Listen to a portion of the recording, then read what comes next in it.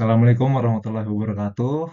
Perkenalkan, nama saya Muhammad Al-Fatih Jawari dari kelas E1 dengan NIM 2350501001110004 dengan nomor absen 3.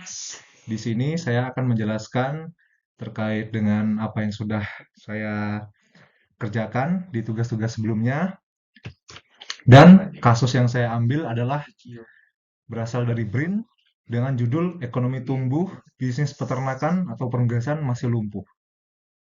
Nah, untuk latar belakangnya, walaupun ekonomi Indonesia sedang menunjukkan tren pertumbuhan di berbagai sektor, namun sektor peternakan masih mengalami stagnasi, di mana beberapa faktor penyebabnya adalah kenaikan harga pakan yang membebani para peternak lokal, kebijakan impor yang belum mendukung industri lokal, efisiensi produksi dari para peternak yang rendah, serta rendahnya tingkat produktivitas dari para peternak. Tantangan ini menyebabkan usaha peternakan sulit berkembang meski kondisi ekonomi nasional membaik, yang mana tentu ini menyebabkan permasalahan bagi para peternak lokal di Indonesia. Nah, untuk judul kasus yang saya ambil ini adalah berjudul "Ini Penyebab Ekonomi Tumbuh, tapi Bisnis Peternakan Masih Lumpuh". Masalah utamanya adalah pasca pandemi COVID-19, sektor peternakan mengalami stagnasi. Meskipun ekonomi pulih, biaya operasional seperti pakan dan tenaga kerja meningkat, namun permintaan tetap stagnan. Permasalahan utama industri perunggasan meliputi: yang pertama adalah peningkatan impor grain parent stock. Yang kedua adalah naiknya harga sapronak atau sarana produksi ternak. Yang ketiga adalah efek pengetatan kebijakan moneter yang menurunkan konsumsi. Dan yang keempat adalah ketidaksiapan industri perunggasan dalam hilirisasi.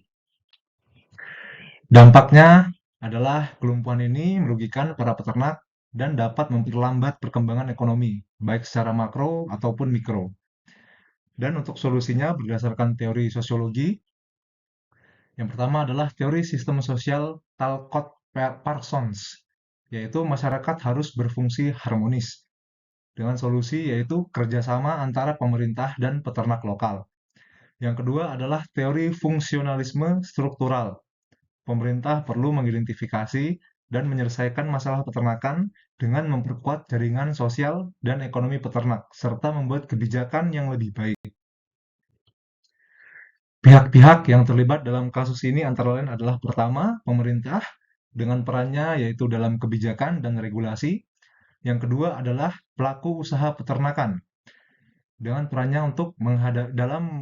yaitu menghadapi tantangan stagnasi. Lalu ada akademisi, yaitu memberi solusi dan edukasi kepada masyarakat. Lalu ada media, dengan perannya yaitu menyebarkan informasi dan meliput masalah. Lalu ada masyarakat umum sebagai konsumen dari produk peternakan. Lalu interaksi sosial yang terjadi dalam kasus tersebut adalah: yang pertama, antara pemerintah dan pelaku usaha, yaitu kerjasama atau kooperatif dalam menangani masalah peternakan. Yang kedua adalah pemerintah dan akademisi, yaitu kerjasama dalam penelitian dan implementasi solusi. Yang ketiga adalah akademisi dan masyarakat, yaitu penyuluhan dan edukasi masyarakat. Yang keempat adalah masyarakat dan media, yaitu media memberikan informasi, lalu masyarakat sebagai penerima informasi tersebut.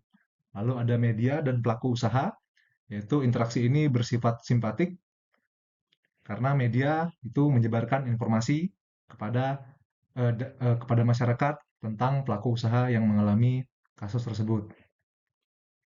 Ini adalah penjabaran dengan menggunakan pentahelix. Untuk analisis interaksi sosialnya, yaitu interaksi antara peternak, pengusaha, dan pemerintah dalam kasus ini termasuk dalam tipe Gesellschaft, di mana hubungan bersifat rasional dan formal, didasarkan pada kepentingan ekonomi dan kontrak yang jelas. Lalu ada analisis kestabilan kelompok sosial, di mana kestabilan sektor peternakan dipengaruhi oleh hubungan ekonomi antara peternak lokal dan pemerintah, terutama terkait kebijakan dan akses sumber daya. Ketergantungan pada impor serta kebijakan yang kurang mendukung dapat memicu ketidakstabilan sosial ekonomi di sektor ini. Lalu manfaat mengenal tipe dan kestabilan kelompok sosial ini adalah memahami tipe kelompok sosial seperti Gesellschaft membantu mengidentifikasi solusi efektif seperti kebijakan yang sesuai atau subsidi pakan untuk menjaga kestabilan sektor peternakan.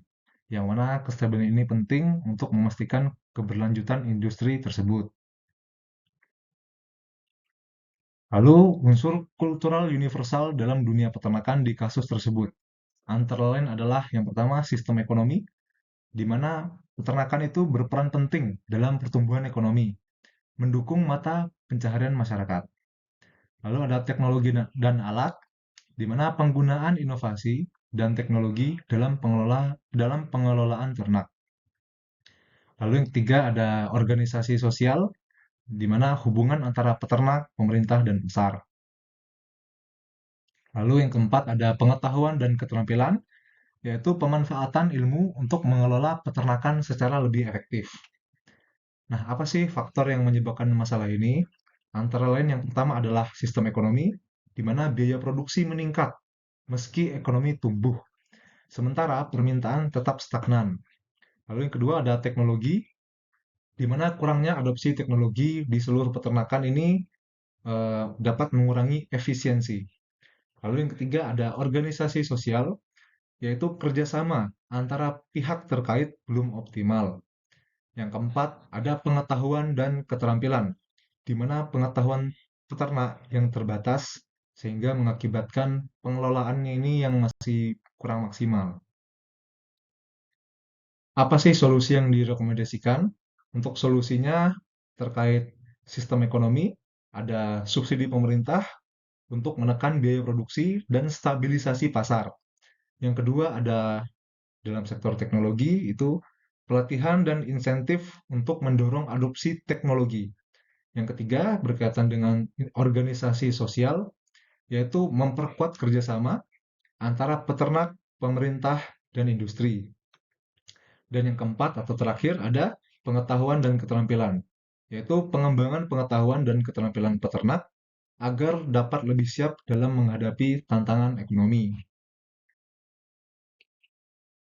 Nah, untuk posisi strata sosial dari masing-masing pihak yang berinteraksi itu ada yang pertama peternak, mereka berada di posisi strata ekonomi bawah. Alasannya apa? Karena mereka menghadapi tantangan seperti permintaan yang stagnan dan biaya produksi yang tinggi. Mereka ini cenderung rentan terhadap kondisi pasar. Lalu yang kedua ada pemerintah dan BRIN, yang mana mereka dalam strata sosial yang lebih tinggi, dikarenakan mereka memiliki peran dalam pembuatan kebijakan dan inovasi untuk industri peternakan. Lalu ada konsumen, mereka ini berada di strata menengah hingga atas, dikarenakan mereka memengaruhi permintaan pasar yang menentukan keberlangsungan bisnis peternakan. Untuk mobilitas sosialnya, eh, menurut saya pribadi tidak ada mobilitas sosial yang terlihat saat ini. Namun jika pemerintah dan BRIN dapat mengimplementasikan kebijakan yang efektif, maka para peternak sangat-sangat berpotensi mengalami peningkatan kesejahteraan, sehingga ada peluang untuk mereka melakukan mobilisasi sosial ke atas, mobilitas sosial ke atas. Lalu, untuk status dan peran pihak yang berinteraksi, itu antara lain adalah peternak, mereka memiliki eh, achieved status, yang mana status ini dicapai melalui usaha di bidang peternakan. Dan mereka juga memiliki peran sebagai produsen utama. Lalu ada pemerintah dan BRIN, yang mana mereka memiliki assigned status, status yang ditugaskan oleh jabatan atau kata lainnya, dengan peran sebagai pembuat kebijakan dan inovasi teknologi.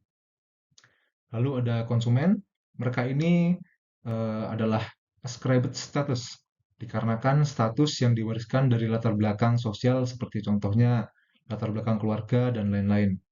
Dan mereka ini juga berperan sebagai pengguna akhir dari produk peternakan. Dan untuk kesimpulannya, Pertumbuhan ekonomi yang tidak merata membuat sektor peternakan tertinggal, sehingga untuk memajukan kembali sektor peternakan di Indonesia dibutuhkan berbagai kebijakan yang tepat. Seperti contohnya adalah subsidi pakan kepada para peternak dan juga perlindungan terhadap produk lokal. Hal ini bertujuan agar usaha peternakan di Indonesia dapat bertahan dan tumbuh sejalan dengan perekonomian. Baik, sekian penjelasan dari saya. Untuk selebihnya, saya mohon maaf. Saya tutup. Wassalamualaikum warahmatullahi wabarakatuh.